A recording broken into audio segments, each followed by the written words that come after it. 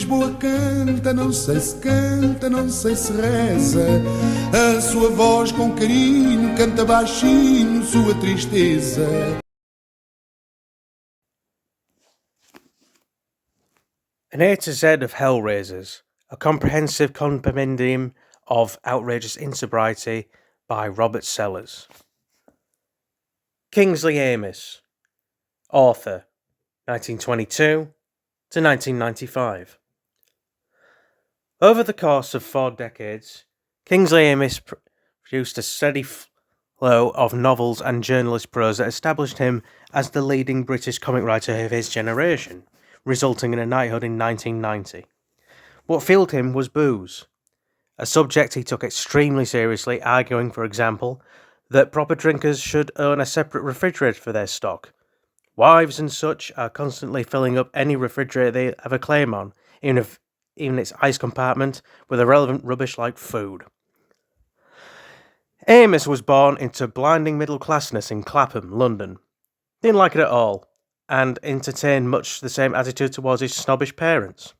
Banned from having friends if they emanated from the working classes, Amis was the only child, pampered and obsessively fussed over by his mother, even down to being fed by hand until the age of 13. Is it any wonder that the adult Kingsley was hopeless unless there was a woman around to look after his every need?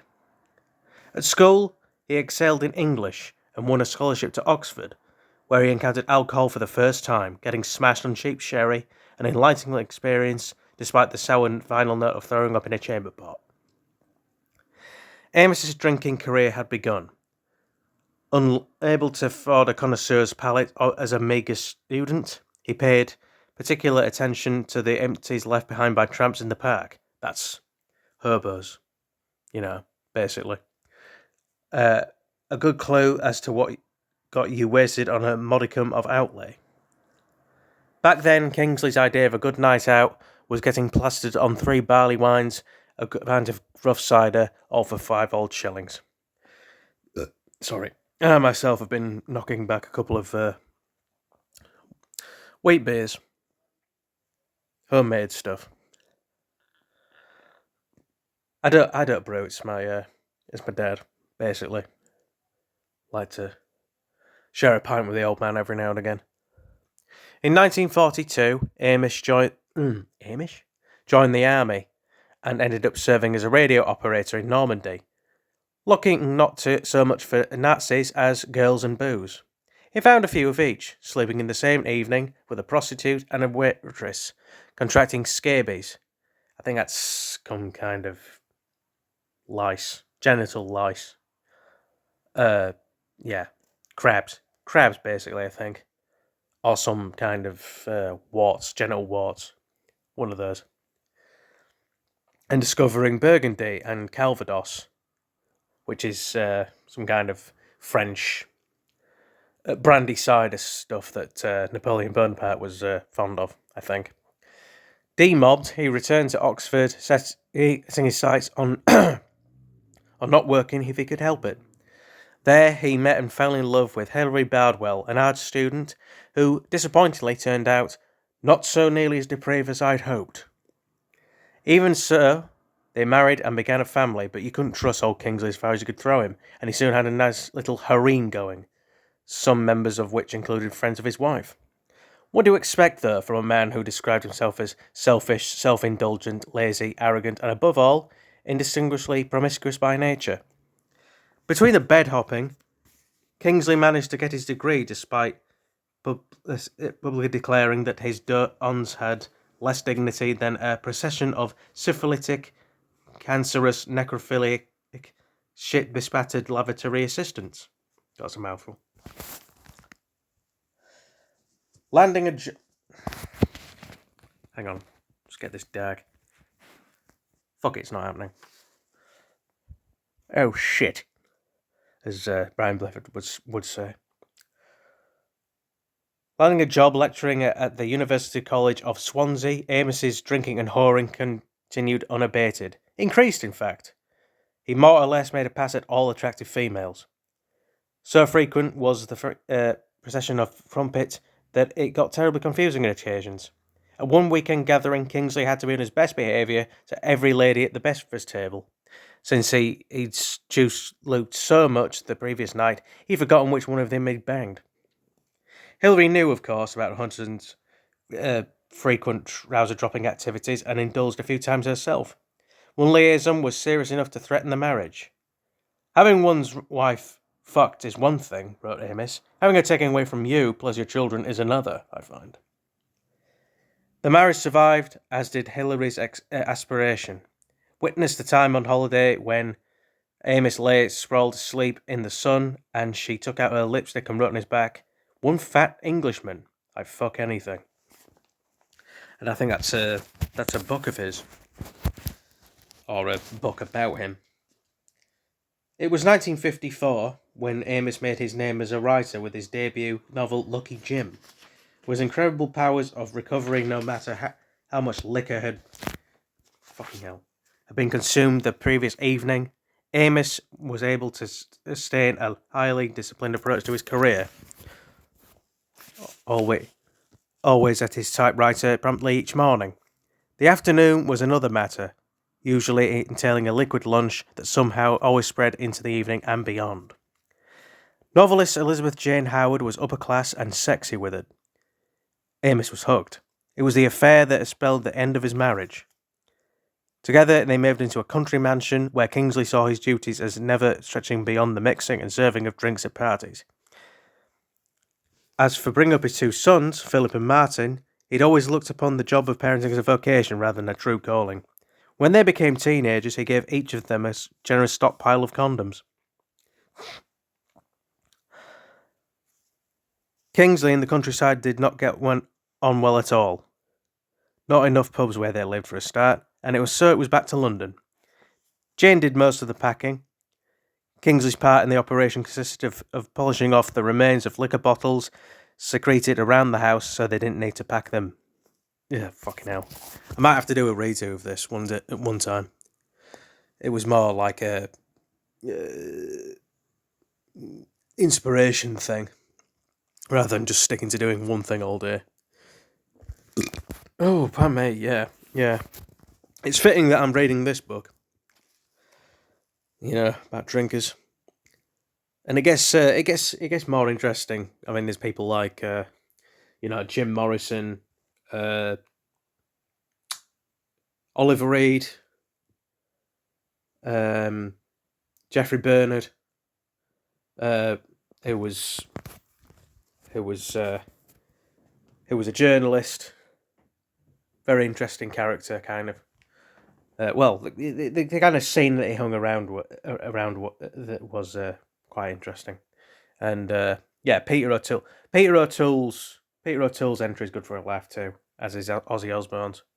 And it's strange reading this now because this was written before he passed. So yeah, where was I with this?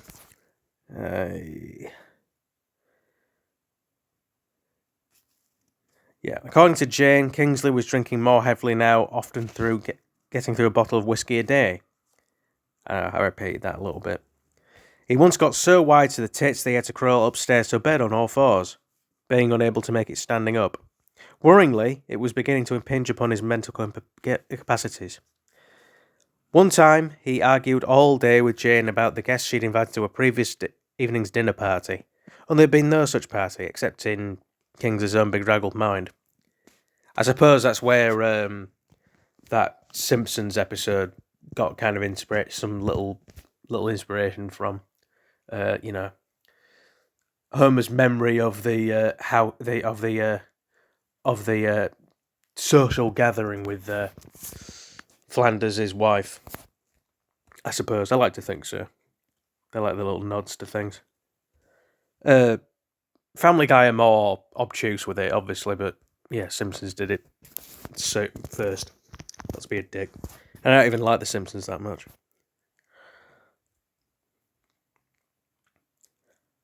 He knew he was a drunk, of course, rejecting out of hand the word alcoholic. Wrote reams about it, paraded his drunkenness at functions and pubs. He had all of these vile recipes for hangovers. Bovril beef paste and vodka for one, or a dry tumbler of Grand Marnier for breakfast. I think that's some kind of liqueur. I only know this because I got gifted at one Christmas or a birthday or Christmas of these really good like liqueur chocolates. They had stuff like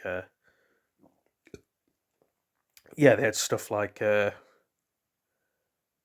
cognac and I remember cognac. 'Cause cognac's really good. I remember really liking the cognac one and definitely the Grand Marnier. I think that's some kind of liqueur thing, kind of like I guess like a kind of a white cognac.